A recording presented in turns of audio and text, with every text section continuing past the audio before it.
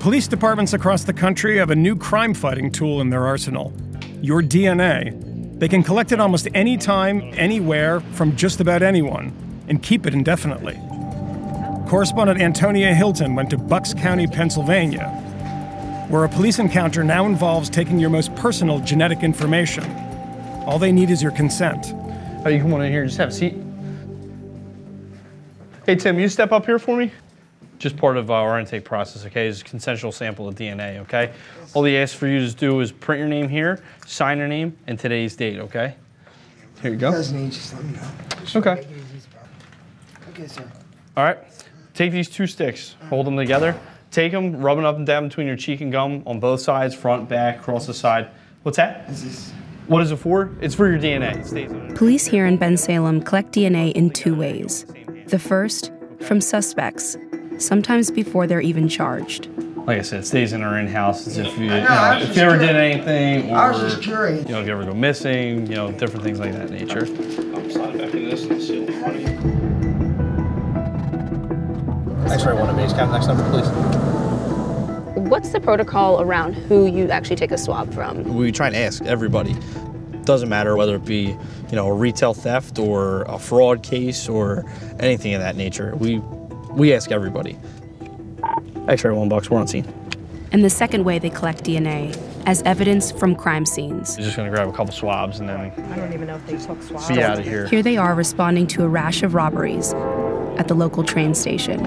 With a crime like this, collecting that DNA is some of the most valuable kind of evidence you can get here. Absolutely. Anytime that we get a hit from this kind of stuff, obviously it's pretty much a shut case. Any DNA they collect from anyone who's been in this car, even from the car's owners, becomes part of the database. How many people would you estimate are in these drawers? Well, we have about 18,000 samples in our database.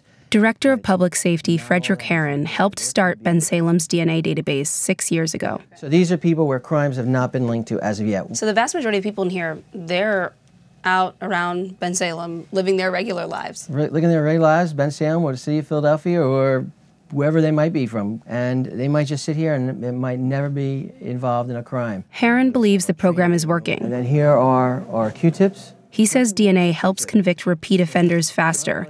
And as a result, Bensalem has had a 50% reduction in break-ins and robberies since their collection started. The problem is there really is no law governing what we're doing right now.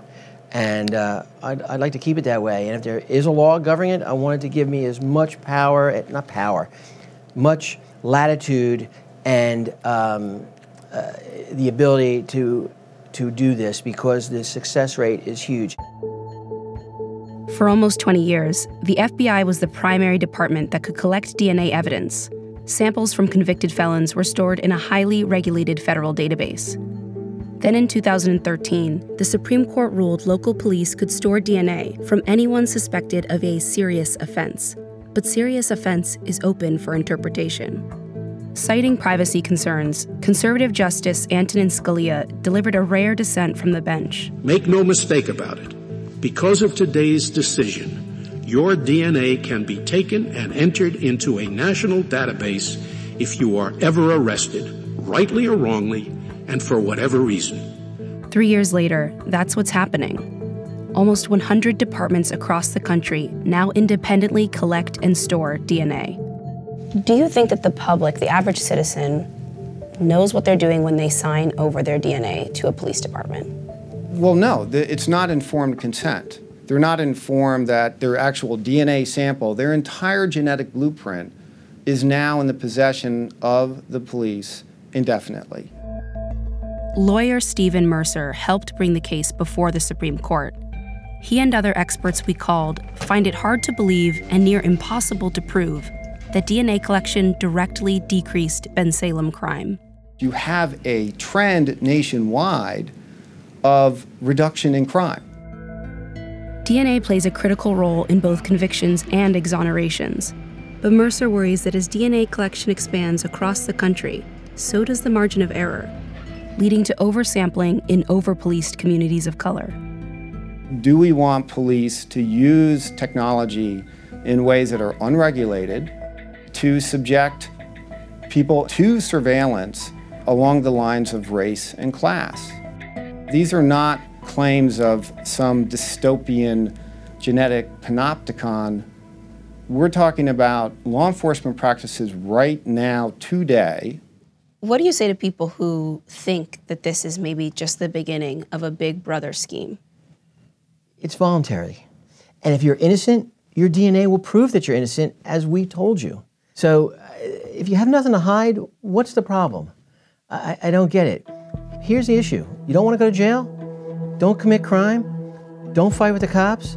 Get your day in court and prove your innocence. And that's the way this country was set up, and that's what people have to remember.